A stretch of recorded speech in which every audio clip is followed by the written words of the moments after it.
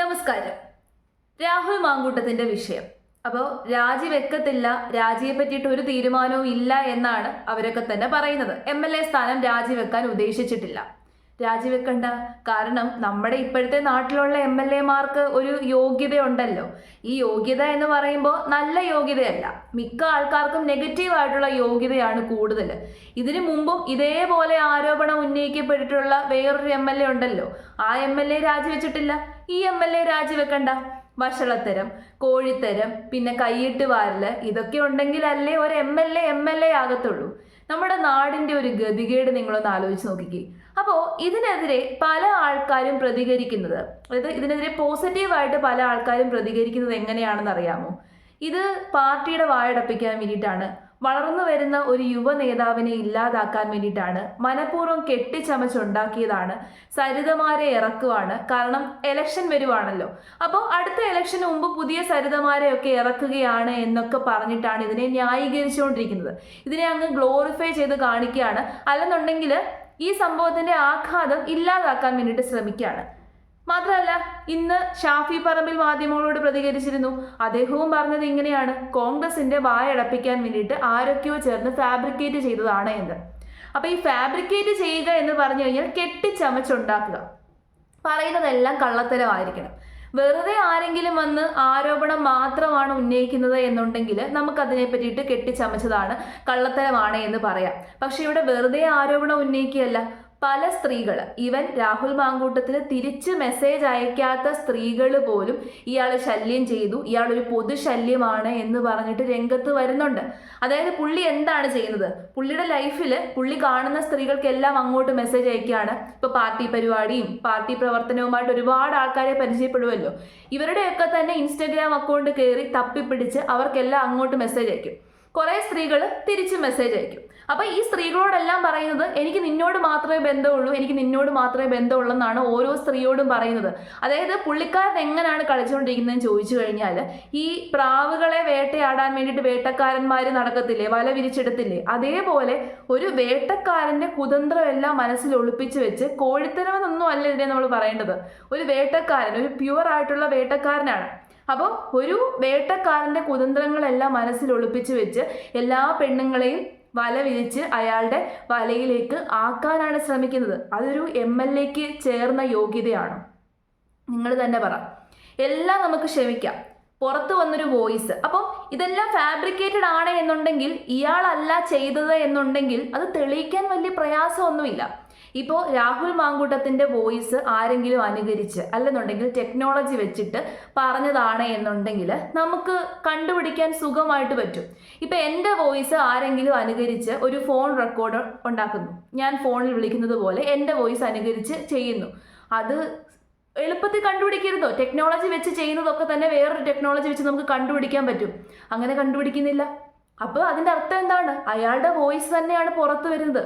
ഒരു സ്ത്രീയോട് ഇതേ രീതിയിൽ അയാളുമായിട്ട് ബന്ധം സ്ഥാപിച്ച് കല്യാണം കഴിച്ചോളാം എന്നൊക്കെ പറഞ്ഞ് ബന്ധം സ്ഥാപിച്ച ഒരു സ്ത്രീയുടെ വയറ്റിൽ അയാളുടെ കുട്ടി ഉണ്ടായപ്പോൾ, അങ്ങനെ തന്നെ പറയാം, അയാളുടെ കുട്ടി ഉണ്ടായപ്പോൾ ആ സ്ത്രീയോട് പറയുവാണ് അതിനെ ഇല്ലാതാക്കാൻ, ഒരു ജീവനെ ഇല്ലാതാക്കാൻ വേണ്ടിയിട്ട് ആ സ്ത്രീയോട് പറയുവാണ്. കൈയൊഴിഞ്ഞു, അയാളുടെ ഉത്തരവാദിത്തം എല്ലാം കൈയൊഴിഞ്ഞിട്ട് വെറും വൃത്തികെട്ട സ്വഭാവമാണ് അവിടെ കാണിച്ചിരുന്നത്. അപ്പോൾ അത്തരത്തിൽ വൃത്തികെട്ട മനോഭാവമുള്ള ഒരു വ്യക്തിയാണോ MLA ആയിട്ട് തുടരേണ്ടത്? പരാതിയില്ല, കേസില്ല എന്നൊക്കെ പറയുന്നുണ്ട്. നമ്മൾ മനസ്സിലാക്കേണ്ട കാര്യം, ഇപ്പം മുന്നോട്ട് വന്ന 3 സ്ത്രീകൾ, ആ 3 സ്ത്രീകൾ ഒഴിച്ച് ബാക്കി എല്ലാവരും ജസ്റ്റ് ആരോപണങ്ങൾ ഉന്നയിക്കുന്നതേ ഉള്ളൂ, അല്ലെങ്കിൽ കുറച്ച് സ്ക്രീൻഷോട്ടുകളും തെളിവുകളും കാണിക്കുന്നതേ ഉള്ളൂ. ഇവർക്കൊന്നും എതിരെ പരാതിയില്ല എന്ന് പറഞ്ഞിട്ട് വെറുതെ കളയേണ്ട ഒരു കാര്യമല്ല. കാരണം ഒരു ജനപ്രതിനിധി എന്ന് പറയുമ്പോൾ അയാൾ ആദ്യം മറുപടി പറയേണ്ടത് ജനങ്ങളോടായിരിക്കണം. കാരണം അയാളെ റെപ്രസെൻറ്റേറ്റീവായിട്ട് തിരഞ്ഞെടുത്തത് ജനങ്ങളാണ്. ജനങ്ങൾ വിചാരിച്ചു പുള്ളി അത്യാവശ്യം സ്റ്റാൻഡേർഡ് ഉള്ളൊരു വ്യക്തിയാണല്ലോ, നല്ല മനുഷ്യനാണല്ലോ. ആരും തന്നെ തെറ്റ് ചെയ്യാത്തവരായിട്ടില്ല, മനുഷ്യ സഹജമാണ് തെറ്റുകൾ. പക്ഷേ ഇത് റിപ്പീറ്റായിട്ട് ഒരു വെറും വഷളത്തരം മാത്രം കാണിച്ചുകൊണ്ടിരിക്കുന്ന ഒരു വ്യക്തി. ഇനിയും ഭാവിയിലും ഈ വഷളത്തരം തുടരത്തില്ല എന്നൊന്നും പറയാൻ പറ്റത്തില്ല. കാരണം ചുട്ടയിലെ ശീലം ചുടല വരെ എന്നുള്ളൊരു പഴഞ്ചൊല്ലില്ലേ, നമ്മൾ പഠിച്ച കാര്യമേ നമ്മൾ പാടത്തുള്ളൂ. ഇങ്ങനെ റിപ്പീറ്റ് ചെയ്ത് ഇതേ പരിപാടി തന്നെ തുടരുവാണ്. അപ്പൊ ഇങ്ങനെ ഒരു വ്യക്തിയാണോ ശരിക്കും പറഞ്ഞു കഴിഞ്ഞാൽ MLA ആയിട്ട് തുടരാൻ യോഗ്യനായിട്ടുള്ളത്? അല്ല, ഒരു സ്ഥാനത്തും ഇരിക്കാൻ യോഗ്യതയുള്ളൊരു വ്യക്തിയല്ല. ഒരു ജീവനെ ഇല്ലാതാക്കാൻ പറഞ്ഞ ആ നിമിഷം അവസാനിച്ചു അയാളുടെ യോഗ്യത. അതല്ലെന്നുണ്ടെങ്കിൽ, അത് അയാളുടെ സൗണ്ട് അല്ല എന്നുണ്ടെങ്കിൽ എന്തുകൊണ്ടാണ് തെളിയിക്കാത്തത്? ഞാൻ ആദ്യം പറഞ്ഞല്ലോ, അയാൾ ഒരു രാഷ്ട്രീയക്കാരനാണ്. പൊതുസമൂഹത്തോട് മറുപടി പറയേണ്ട ഉത്തരവാദിത്വം അയാൾക്കുണ്ട്. പക്ഷേ എന്തുകൊണ്ടാണ് പൊതുസമൂഹത്തിന് മുമ്പിൽ വന്ന് അല്ല എന്ന് സ്ട്രിക്റ്റ് ആയിട്ട് പറയാൻ പറ്റാത്തത്? ഒളിച്ചിരിക്കുന്നത് എന്തുകൊണ്ടാണ്? പറയാമല്ലോ, നമ്മൾക്കെതിരെ തെറ്റായ ആരോപണമാണ്, തെറ്റായ തെളിവുകളാണ് പുറത്തു വരുന്നത് എന്നുണ്ടെങ്കിൽ ഞാൻ ചെയ്തിട്ടില്ല, അതെൻ്റെ വോയിസ് അല്ല, എൻ്റെ ചാറ്റ് അല്ല എന്ന് തുറന്നു പറയാനുള്ള ഒരു ഇത് കാണിക്കാത്തത് എന്താണ്? തെളിയിക്കാൻ എളുപ്പമാണ്. അപ്പം ഈ കാര്യങ്ങളൊക്കെ മനസ്സിലാക്കി വെക്കുക. എല്ലാവരും പറയുന്നുണ്ട് കൊടുക്കാനാണ്, സ്വയമല്ലേ ആയുധം ഇട്ട് കൊടുത്തത്. ഇപ്പോൾ ഇതേ കയറി മറ്റു പാർട്ടിക്കാർ പിടിച്ചിട്ടുണ്ട്. ഇങ്ങനെയുള്ള ആരോപണങ്ങൾ പുറത്തു വന്നപ്പോൾ ഇപ്പോൾ മറ്റു പാർട്ടിക്കാരും BJPയും ബാക്കിയുള്ള ആൾക്കാരും ഒക്കെ തന്നെ പ്രതിഷേധം നടത്തുന്നുണ്ട്. MLA സ്ഥാനത്ത് നിന്ന് മാറ്റണമെന്ന് പറഞ്ഞുകൊണ്ട് വലിയ പ്രതിഷേധമൊക്കെ നടത്തുന്നുണ്ട്. അവരെന്തുകൊണ്ടാണ് പ്രതിഷേധം നടത്തുന്നത്? ആരാണ് സ്വയം ആയുധം ഇട്ടുകൊടുത്തത്? രാഹുൽ മാങ്കൂട്ടത്തെ തകർക്കാനുള്ള ആയുധം ആരാണ് ഇട്ടുകൊടുത്തത്? അയാൾ തന്നെയാണ്. അല്ലെന്നുണ്ടെങ്കിൽ പൊതുപ്രവർത്തനത്തിലേക്ക് ഇറങ്ങിയ സമയത്തെങ്കിലും അയാളുടെ ഈ വൃത്തികെട്ട സ്വഭാവം ഇല്ലാതെ ആക്കണമായിരുന്നു. ഞാനിവിടെ ആ സ്ത്രീകളെ ആരെയും ന്യായീകരിക്കുന്നില്ല. പക്ഷേ പുറത്ത് പറയാൻ പറ്റാത്ത എത്രയൊക്കെ സ്ത്രീകൾ ഉണ്ടായിരിക്കും ഇയാളുടെ ഇരയായിട്ടുള്ളത്. അതായത് കുറെ ആൾക്കാർ പറയുന്നുണ്ട്, അങ്ങോട്ട് മെസ്സേജ് അയച്ചിട്ടല്ലേ, അങ്ങോട്ട് ചെന്ന് കിടന്നു കൊടുത്തിട്ടല്ലേ എന്ന് പറയുന്നു.